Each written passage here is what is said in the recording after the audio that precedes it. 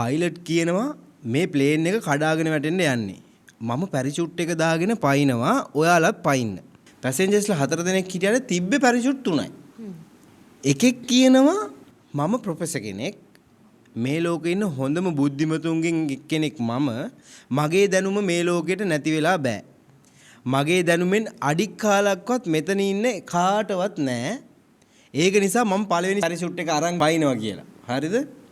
එතන හිටපු ඉස්කෝලේ යන පොඩි එකෙක් අංකල් මේ කියද්දි ප්‍රොෆෙසර් කියනවා තෝ පොඩි එකා කටවහපන් මං එහෙනම් ගියා කියලා ප්‍රොෆෙසර් අරන් පයින්නවා.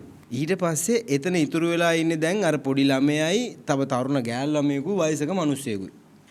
වයසක මිනිස්සයා කියනවා මගේ ජීවිතේ ගොඩාක් කාලයක් දැන් ගෙවිලා ඉවරයි. ඔය ළමයි යන්න.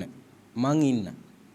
එතකොට අර පොඩි එකා කියනවා නෑ අංකල් අපි 3 දෙනාටම පැරිෂූට් 3ක් තියෙනවා. ලෝකේ ඉන්න බුද්ධිමත්ම ප්‍රොෆෙසර් පැන්නේ මගේ ස්කූල් බෑග් එක අරන්. ඔව්